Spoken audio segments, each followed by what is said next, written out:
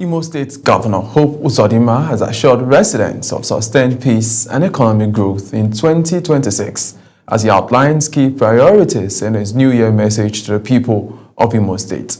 Our correspondent Amarachi Ibe reports.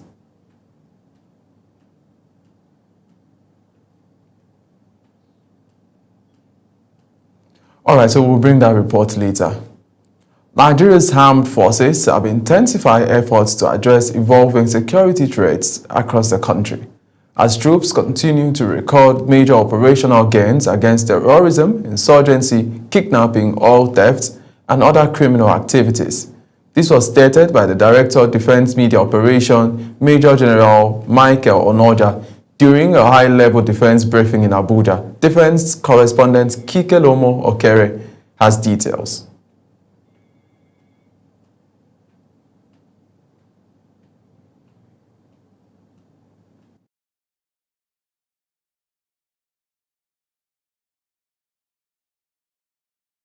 Confronting complex and asymmetric security challenges nationwide in the year 2025. According to the Director of Defense Media Operations, Major General Michael Onoja, the review is aimed at strengthening strategic decision-making, improving operational effectiveness, and setting clear security priorities for the coming year. The military emphasized that its core mandate remains the protection of citizens and personnel, while also keeping the public informed about the ongoing operations and achievements across the theaters. Within the period under review, troops, in collaboration with other security stakeholders, neutralized several top terrorist commanders, their lieutenants, and foot soldiers. In addition, 4,375 suspected criminals were arrested, while 1,616 terrorists surrendered along with their families. The military also confirmed the successful rescue of 2,336 kidnapped victims across different operational zones. Now, we also arrested 1,323 suspects alongside their collaborators, gun runners, sympathizers, and 1,616 terrorists surrendered to troops in the Operation Hadinkai area, while 498 kidnapped hostages were rescued. Troops also recovered various arms, ammunition, vehicles, equipment, and a cumulative sum of 32 million naira in cash.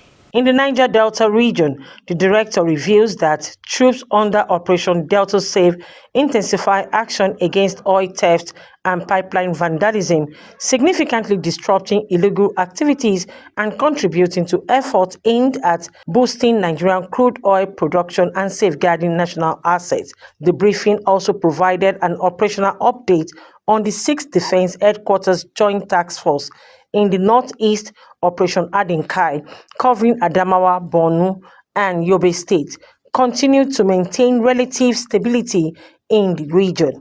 The military, however, acknowledged that the remnants of Boko Haram and the Islamic State West African province still pose threats through isolated attacks, use of improvised explosive devices, and remote operations targeting civilians and security forces.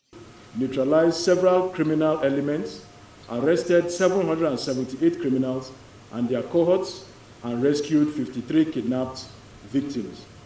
They also foiled oil thefts valued at 8,918,647,206 naira, representing 16,623,542 liters of crude oil. Despite recorded successes, including arrests, rescues, and neutralization of armed groups, security challenges persist, underscoring the need for sustained military pressure, improved intelligence, and stronger civil-military cooperation. As the year 2025 draws to a close, the Armed Forces says operation will continue with renewed focus on protecting lives, securing communities, as well as strengthening national stability. From Defense Headquarters in Abuja, Kike Lomo Okere, Global Television News. The military authorities. The Niger Delta Development Commission, NDDC, has presented its 2025 budget estimates to the House of Representatives Committee on NDDC. unveiling a 1.75 trillion proposal focused on consolidation, accountability, and sustainable development across the Niger Delta region. National Assembly correspondent Anyetia Patrick reports. At the House Committee hearing in Abuja, the Managing Director and Chief Executive Officer of the NDDC, Dr. Samuel Ogboku, appeared before lawmakers to give an account of the Commission's 2024 performance and outline priorities for the coming year. Dr. Ogboku described the NDDC as a critical vehicle for delivering federal government development initiatives to the Niger Delta, stressing that the 2024 budget presents a clear shift from what he called transactional spending to a transformational development model. According to the NDDC Managing Director, the 2025 budget is designed to be people-centered, participatory, and aligned with the renewed hope agenda of the federal government. I think we will definitely deepen stakeholders' engagement in different aspects, both in the area of youth, women, and also even entrepreneurs in the region. We have carried out such engagements in the past, but for the honorable member to say we should deepen it, it is also well taken. We are going to carry out other engagements. On budget performance, the Commission disclosed that its 2024 budget of renewed hope projected a revenue of 1.91 trillion naira, but recorded an actual inflow of 1.945 trillion naira as of October 31st, following the extension of the budget cycle to December 2025. For 2025, the proposed 1.75 trillion naira budget-themed budget of consolidation represents a 9% reduction from 2024, reflecting a no-borrowing policy and tighter fiscal discipline. As of October 31st, 2025, the Commission's actual revenue stood at 1.985 trillion, exceeding the target of 1.911 trillion for April 2024, September 2025 by 104%. The House Committee Chairman, Erikate Ibori Senu, and members assured the Commission of legislative support while emphasizing the need for transparency, accountability, and value for money to ensure that budgetary allocations translate into tangible benefits for the Niger Delta communities. For our communities, this budget represents hope, opportunity, and the promise of a better quality life. The House Committee is expected to submit the proposal to further scrutiny before approval as stakeholders look to the 2025 budget to address long-standing development gaps in the Niger Delta. From the National Assembly, Anyetia Patrick reporting for Global TV News. Imo State Governor Hope Uzodinma has signed into law the 2026 Appropriation Bill, estimated at 1.4 trillion naira, describing it as a product of strong collaboration between the executive and the legislature. The signing ceremony was held at the new government annex. Olu Amarachi Ibe brings us the report. Governor Uzodinma said to the bill days after its passage by the Imo State House of Assembly, completing the constitutional process of checks and balance. Governor Uzodinma says the transition of the budget from estimates to law reflects democratic strength and commended the lawmakers for their diligence. He described the budget of economic breakthrough as ambitious, noting government's commitment to revenue generation, completion of ongoing projects, and sustained infrastructure development across the state. So as a government, we work to generate the revenue and not spend the revenue. And you can see how ambitious this year's budget is, a signal that we must fasten our seatbelts to look for the money so we can spend the money for the people. So all the projects that are ongoing, critical projects in Imo State, we have no plan to leave anyone uncompleted before the end of our tenure. Governor adds that the budget will boost small and medium-scale enterprises, attract investments, and strengthen revenue-generating agency.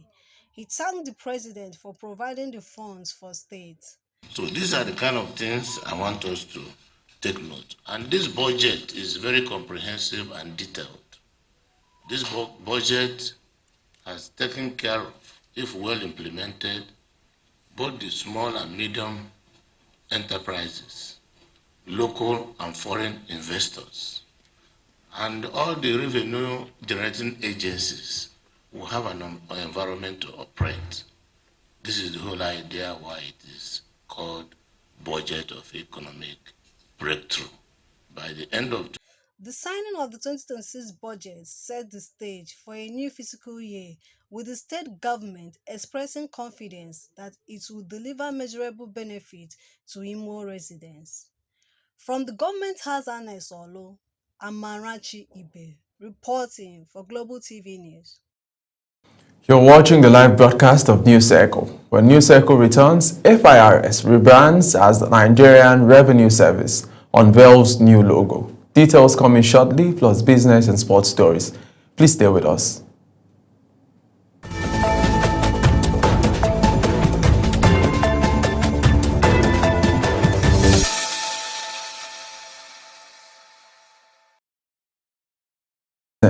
President Bola Tinubu has pledged that his administration will further reduce inflation in 2026, saying the federal government is determined to ensure that the benefits of the ongoing economic reforms reach every Nigerian household.